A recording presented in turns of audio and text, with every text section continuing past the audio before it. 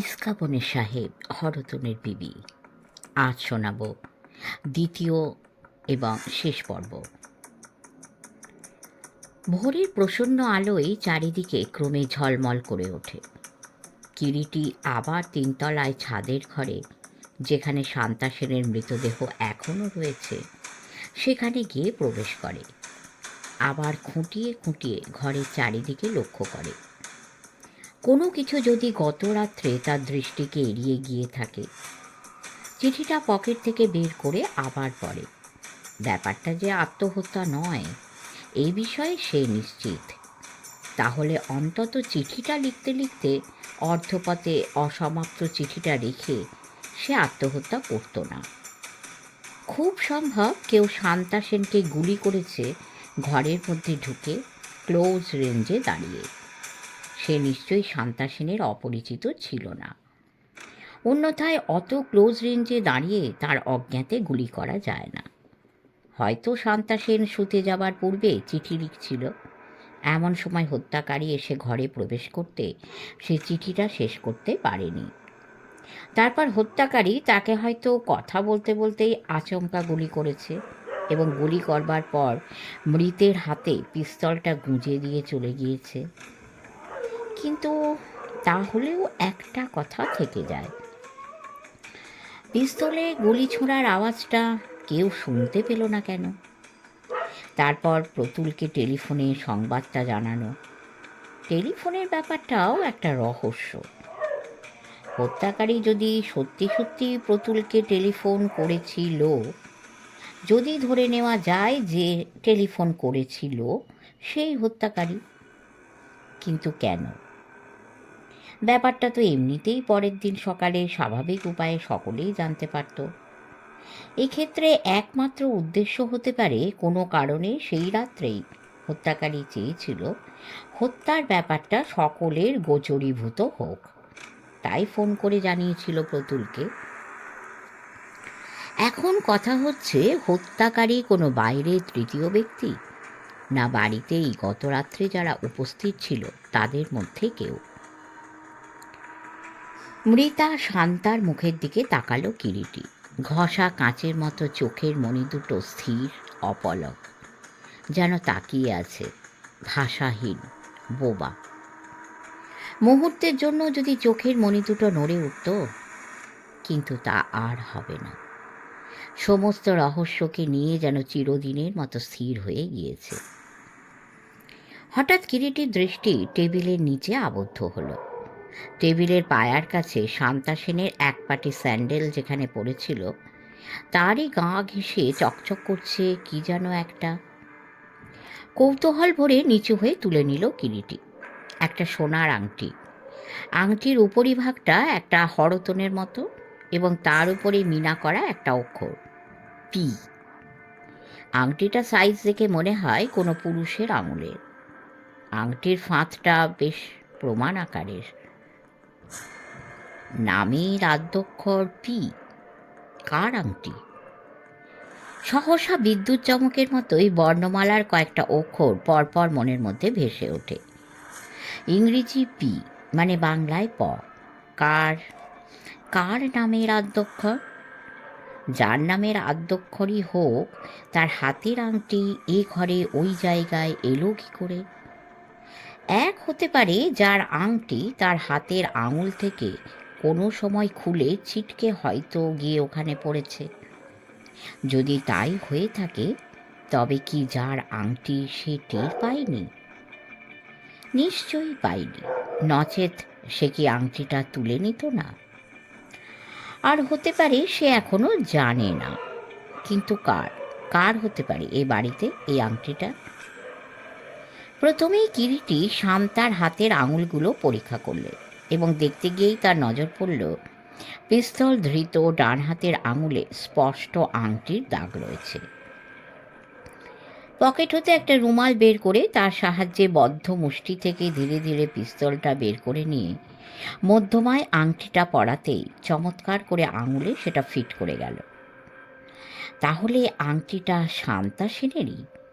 কিন্তু আংটিটা খুলে গেল কি করে? সঙ্গে সঙ্গে চকিতে অন্য একটা সম্ভাবনা উঁকি দেয় কিরিটির মনে, এবং সেই সঙ্গে আরও একটা চিন্তা মনের মধ্যে উদয় হয়। শান্তা সেনের হাতের আঙুলে পি আদ্যক্ষর লেখা আংটি কেন?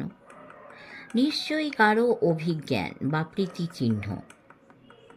অন্যমনস্কভাবে ভাবতে ভাবতে কিরিটি টেবিলের উপর থেকে ঝর্ণা কলমটা তুলে নিল। এ কি আশ্চর্য! গত রাত্রে কিরিটির নজর পড়েনি, কলমের নিপটা ভাঙা। ওই দিনই সন্ধ্যার দিকে থানা অফিসার ও কিরিটি প্রতুলদের ওখানে গিয়েছে।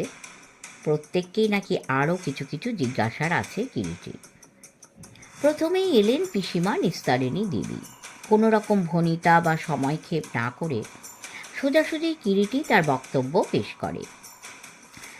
কাল রাত্রে 11টা থেকে 11:30টার মধ্যে শান্তা দেবীর ঘরে আপনি গিয়েছিলেন পিসিমা? চমকে উঠলেন যেন নিস্তারিণী। স্পষ্ট করে তিনি বললেন, কই না। মনে করে দেখুন। না। ওই সময় যখন শান্তা দেবীর ঘরে গোলমাল হচ্ছিল? কে কে বললে এই কথা?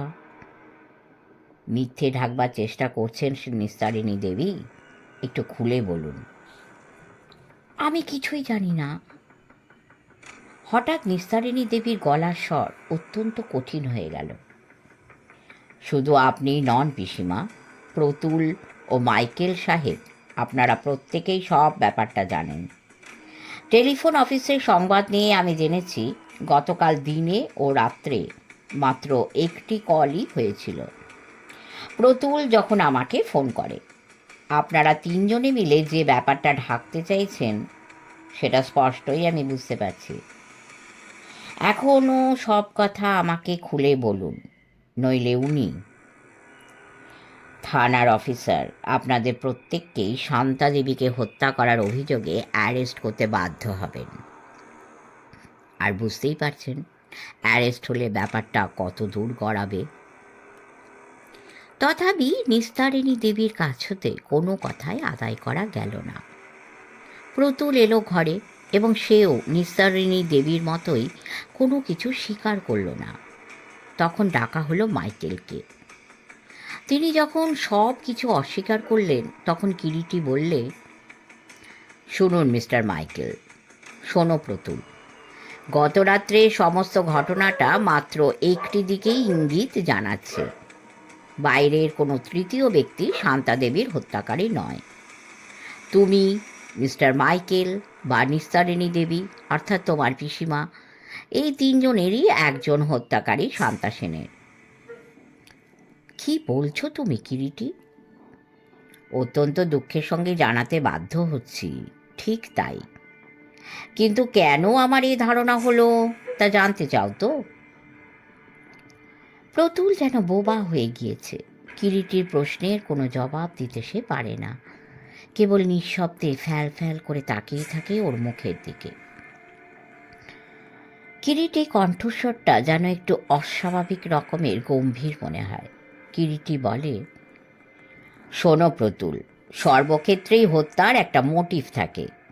এক্ষেত্রেও নিশ্চয়ই একটা আছে, যদিও এখনো পর্যন্ত সেখানে আমি পৌঁছতে পারিনি।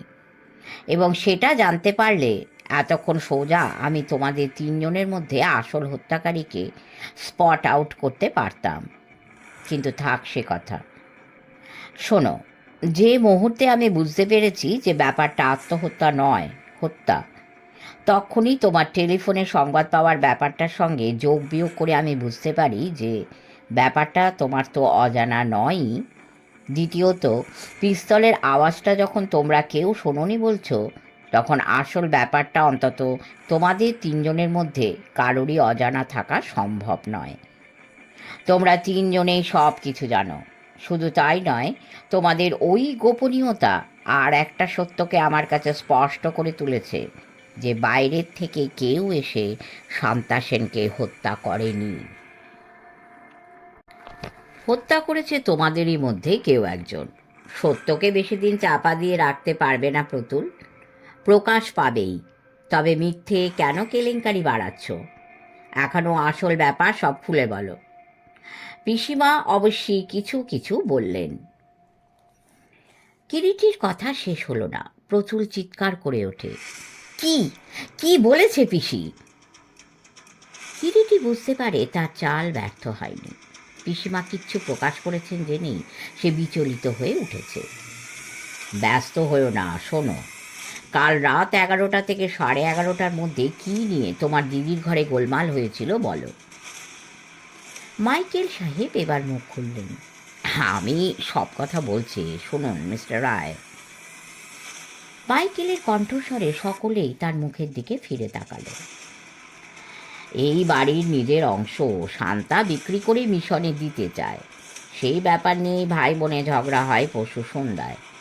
শেষ পর্যন্ত শান্তা এই বাড়ি থেকে চলে যাবে ঠিক করে। আমাকে সে কথা সে বলে গত সন্ধ্যায়। গত রাত্রে খাওয়া দাওয়ার পর আমি যখন শান্তার ঘরে যাই, শান্তা তখন চিঠি লিখছিল। শান্তাকে আমি বোঝাতে গিয়েছিলাম ভাই বোনের ঝগড়াটা মিটিয়ে নেবার জন্য। এমন সময় প্রতুলবাবু সেই ঘরে গিয়ে হাজির হন। তখন বুঝতে পারিনি প্রতুলবাবু আমার পিস্তলটা নিয়ে গিয়েছেন তার দিদিকে হত্যা করার জন্য। তার হাতে আমার পিস্তল। আমি হঠাৎ প্রতুলবাবুর হাতে পিস্তলটা দেখতে পেয়ে কেড়ে নিতে যায়, ফলে দুজনে ধস্তাধস্তি হয়। শান্তা দেবীও আমাদের ছাড়াবার চেষ্টা করেন। টানাটানি করতে করতে হঠাৎ পিস্তল থেকে গুলি ছুড়ে যায় এবং শান্তা দেবী খুব কাছে থাকায় গুলি তার কপাল ভেদ করে যায়। এই হচ্ছে ব্যাপার।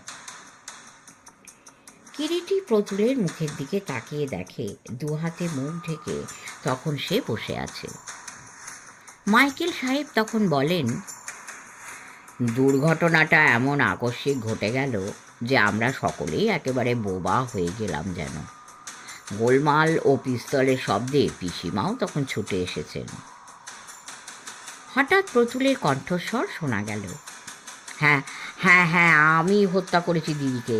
আমাকে গ্রেপ্তার করো কিরিটি, আমাকে গ্রেপ্তার করো।